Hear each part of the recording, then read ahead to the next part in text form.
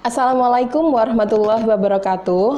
Kali ini saya akan menjelaskan mengenai Tools of Monetary Policy. Saya ambilkan dari bukunya Frederick Mishkin chapter 16. Jangan lupa subscribe. Di materi kali ini saya akan menjelaskan mengenai bagaimana sih The Fed itu menggunakan Federal Reserve-nya atau Federal Reserve System-nya untuk mengendalikan jumlah uang beredar maupun suku bunga. Ya, sebelumnya kita harus memahami dulu, kalau kita berbicara reserve, maka kita harus mengenal demand and supply dari reserve itu sendiri. Bagaimana karakter demand of reserve jika yang lain diasumsikan konstan.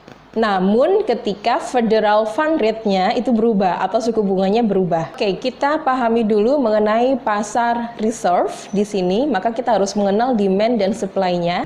Kita perlu ingat bahwa reserve terdiri dari require dan juga excess reserve. Jadi kalau kita mengamati terkait dengan demand of reserve, berarti itu adalah demand dari keduanya, yaitu require maupun excess reserve. Nah, kalau misalnya kalau require kan sifatnya wajib ya kan, tapi kalau excess reserve maka di sini yang akan terjadi trade off bagi bank komersil, apakah dia akan meletakkan excess reserve ataukah dia menyalurkan dana ke masyarakat dalam bentuk lending. Yang perlu kita ingat bahwa excess reserve itu sendiri merupakan sebagai langkah antisipasi dari bank komersil untuk jaga-jaga ketika terjadi adanya penarikan dana atau capital outflow gitu ya. Jadi adanya pilihan apakah dia mengambil aman untuk jaga-jaga adanya capital outflow atau uang ini disalurkan ke masyarakat. Nah, di analisis pasar reserve ini berarti dari aspek sumbu X-nya adalah quantity of reserve, kemudian ini adalah trade off-nya merupakan federal funds rate, kalau di kita misalnya BI rate begitu ya, yang menjadi nominal anchor atau bunga acuan bagi perbankan komersil ketika dia menyalurkan dananya ke masyarakat. Oke, katakanlah misalnya federal funds rate ada di sini, maka kuantitas untuk reserve-nya ada di sini, di titik A, kemudian kalau dia turun, kalau suku bunganya turun, maka dia kuantitinya di reserve ada di B. Ini artinya apa? Jadi kalau misalnya suku bunga ini lebih tinggi, lebih baik dia menyalurkan dana ke masyarakat kan, karena dapat gain yang lebih tinggi daripada dia harus meletakkan di reserve sebagai excess reserve. Kemudian selanjutnya ketika suku bunga itu turun ya, ketika suku bunga ketika dia menyalurkan dana ke masyarakat atau apa sebagai imbas dari turunnya suku bunga kebijakan itu turun, maka dia akan menambah excess reserve-nya gitu, karena lebih baik dia meletakkan dana dalam bentuk excess reserve. Sementara itu, kalau dari aspek supply, maka kita ingat bahwa ada dua kategori di sini, yaitu non-borrow reserve dan juga discount loan. Jadi kalau non-borrow reserve itu kan jumlah reserve yang disupply oleh the Fed open market operation. Sedangkan kalau discount loan itu adalah reserve yang dipinjam dari the Fed. Kembali kita mengingat bahwa di sini ketika ini suku bunga the Fed ya, dan kemudian kita tadi kan ada diskon loan ya, berarti ada diskon rate, katakanlah ini adalah diskon rate. Selama suku bunga the Fed itu masih di bawah diskon rate, maka selama itu pula diskon loan, supply terhadap diskon loan ini akan terus ada. Jadi tidak bergantung kepada besar kecilnya federal funds rate atau suku bunga the Fed.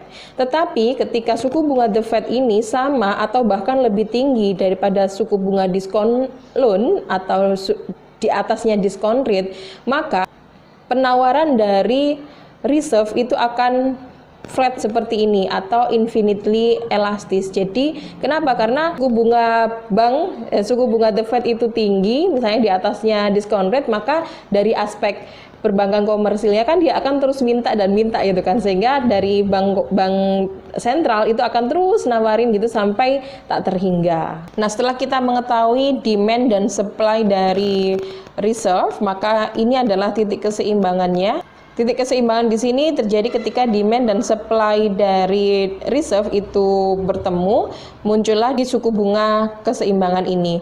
Katakanlah misalnya suku bunga yang terjadi di atas suku bunga keseimbangan atau di posisi IFF2 di sini, maka terjadilah excess supply dari reserve gitu. sehingga Federal Funds Rate itu akan menuju ke titik keseimbangannya sehingga akan turun. Jadi dampak dari adanya suku bunga yang lebih tinggi dibanding suku bunga keseimbangan, maka dia akan menuju ke titik keseimbangan. Sebaliknya kalau terjadi excess demand di mana suku bunga the Fed itu lebih rendah daripada suku bunga keseimbangannya, maka dia akan meningkat. Begitu.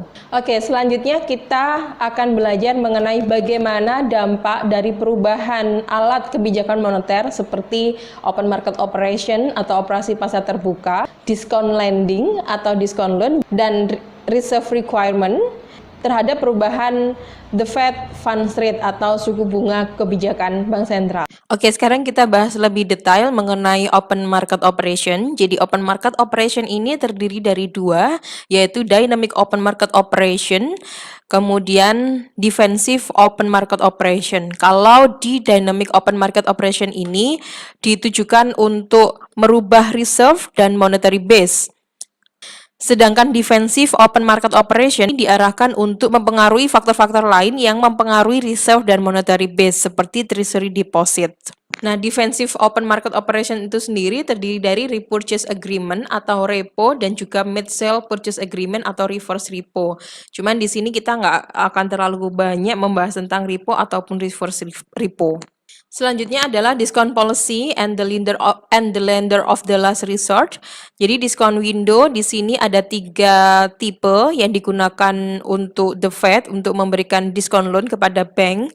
Yang pertama adalah primary credit. Ini memberikan standing lending facility.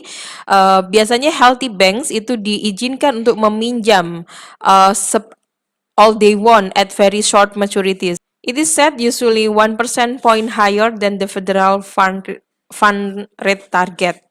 Kemudian untuk ada secondary credit maupun seasonal credit. Kemudian lender of last resort to prevent financial panics. Jadi kalau misalnya terjadi krisis atau apa, maka bank sentral itu memberikan lender of the last resort. Biasanya ini akan create moral hazard problem. Baik, sekarang kita membahas bagaimana dampak dari adanya open market purchase terhadap perubahan equilibrium pasar reserve. Yang pertama analisisnya itu adalah kita lihat posisi dari demand of reserve itu sendiri. Kalau katakanlah ada di sini ya, maka adanya open market purchase yang lebih tinggi, maka supply terhadap non borrow reserve yaitu reserve yang disupply oleh bank sentral di open market operation itu akan bertambah. Nah, ketika di sini suku bunga awalnya kan di sini fund rate-nya, federal fund rate-nya ada di sini, kemudian turun menjadi posisi di IFF 2 ini. Tetapi kalau misalnya dia itu posisinya ada di patahan ini, artinya apa? Ketika adanya open market purchase itu memang dari supply of non-borrow reserve-nya meningkat, tetapi ternyata suku bunga itu nggak bisa turun lagi. Kenapa? Karena suku bunga the Fed itu sama dengan suku bunga yang dibayarkan untuk reserve, sehingga tidak mungkin turun lagi. Istilahnya kan reserve kita udah bayar, kita membayar untuk bunga terhadap reserve, tetapi ketika bunga lendingnya atau bunga the Fed-nya itu lebih rendah kan kita rugi, jadi dia akan posisinya tidak akan bisa turun lagi untuk suku bunga the Fed-nya, sehingga dia akan posisinya seperti ini di posisi yang flat. Selanjutnya adalah bagaimana dampak dari penurunan discount rate terhadap keseimbangan dari pasar reserve. Maka ini kita bisa menganalisisnya dari dua kondisi ya, apakah dia posisinya itu memang di bawahnya discount rate atau di atasnya. Nah, kita lihat di sini bahwa penurunan discount rate itu kan bagian dari supply reserve ya. Supply reserve tadi kan terdiri dari non borrow reserve, yaitu yang ditaruh di open market operation, sama discount loan. Nah, kompensasi dari discount loan itu adalah discount rate. Ketika discount rate itu turun, maka supply dari reserve itu juga akan turun ke sini. Tetapi penurunan discount rate ini masih di atas keseimbangan dari fund rate-nya, jadi masih di atas fund rate keseimbangannya, sehingga posisinya dia tidak akan merubah keseimbangan fund rate-nya. Tetapi beda kalau kasusnya di sini. Nah, ini fund rate keseimbangan posisi awalnya kan di sini. Nah, kemudian dari aspek supply-nya itu turun, maka diskon rate turun ke titik 2 ini.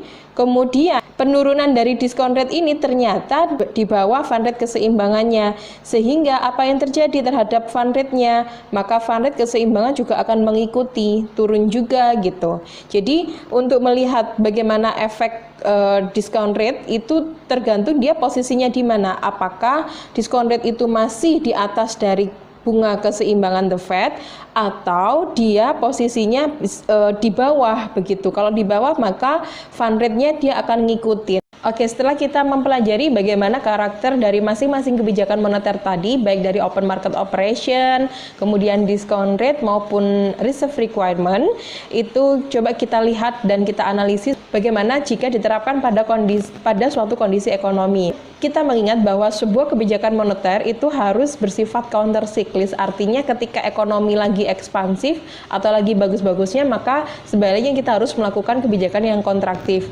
Tetapi sebaliknya kalau kondisi ekonominya kontraktif, kita harus nge-push untuk menjadi ekspansif begitu. Misalnya di sini pada waktu kondisi ekonomi kita lagi ekspansif atau lagi bergairah begitu, maka open market operation yang kita lakukan adalah dengan menjual surat-surat berharga. Dengan menjual surat berharga itu harapannya dari bank sentral kan menjual, maka uang yang beredar di masyarakat yang awalnya banyak itu bisa terserap kembali ke bank sentral, sehingga saat ini masyarakat tidak lagi memegang uang tetapi mereka memegang surat berharga. Kemudian terkait dengan diskon policy, ada beberapa macam mengenai diskon policy. Yang pertama adalah primary credit. Primary credit ini biasanya dipinjamkan kepada bank komersil dan diskon rate-nya atau bunganya itu 100 basis point di atas BI rate atau nominal anchor atau federal fund rate gitu ya kalau kasusnya the Fed. Kemudian yang kedua ada secondary credit. Secondary credit ini diberikan kepada perbankan komersil yang biasanya mereka mengalami kesulitan likuiditas gitu. Biasanya sih ini disetting agak turun sedikit dibandingkan primary credit. Biasanya sih kalau the Fed kasusnya itu disetting 50 basis point di atas the Fed fund rate. Kemudian ada seasonal credit. Seasonal credit ini biasanya diberikan kepada bank-bank komersil yang memang customernya atau area kerjanya itu lebih banyak untuk agriculture misalnya yang sifatnya dia seasonal, maka dia akan diberikan special credit kepada bank-bank komersil yang bergerak di bidang itu. Atau yang terakhir adalah the lender of the last resort. Jadi ini misalnya terjadi bank panic ataupun apapun terjadi financial crisis atau apa, maka bank sentral memberikan the last resort-nya kepada bank-bank komersil. Begitu. Jadi kalau misalnya kondisi ekonomi lagi bagus, maka diskon policy-nya harus diperketat gitu kan. Jadi nggak perlu kan untuk memberikan misalnya sampai pada the lender of the last resort itu nggak perlu. Atau primary kreditnya ya kita harus agak jangan terlalu longgar begitu. Jadi kebijakannya harus ketat. Dibalik gitu. Kemudian yang ketiga adalah ketika posisi kondisi ekonomi ekspansif untuk reserve requirement-nya dinaikkan. Jika dinilai perekonomian terlalu ekspansif sehingga require reserve-nya harus diturunkan. Sebaliknya ketika ekonomi lagi kontraktif, ini mungkin relatif lebih mudah dijelaskan karena sekarang terjadi isu corona seperti ini, maka apa yang bisa dilakukan oleh bank sentral kita untuk mendorong perekonomian atau menstimulus perekonomian dalam jangka pendek. Yang pertama, melalui open market operation-nya, bank sentral bisa melakukan open market purchase.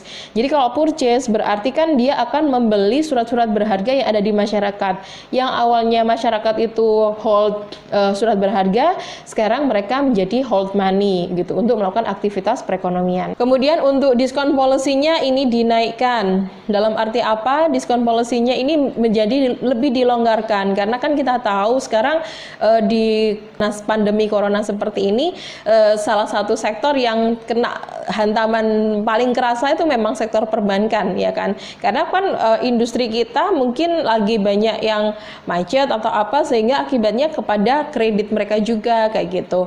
Nah ini peran dari bank sentral adalah untuk melonggarkan kebijakan diskon policy-nya. Bisa mungkin seperti tadi bisa yang awalnya hanya primary credit, bank sentral bisa ngasih sampai kepada secondary credit. Nauzubillah min dzalik sampai the lender of the last resort enggak lah, mudah-mudahan sampai secondary credit saja.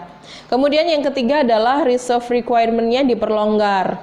Nah, reserve requirement-nya diperlonggar dalam arti apa? Berharap bahwa di kondisi ekonomi yang sulit seperti ini, bank-bank komersil ini diberikan keleluasaan untuk menyalurkan dananya yang lebih besar. Harapannya seperti itu, tentunya dengan aspek kehati-hatian. Oke, seperti itu dulu untuk materi mengenai kebijakan moneter. Ada 3 instrumen di sini, ada 3 alat, yaitu melalui open market operation, discount policy, dan reserve requirement. Terima kasih, semoga bermanfaat. Assalamualaikum warahmatullahi wabarakatuh.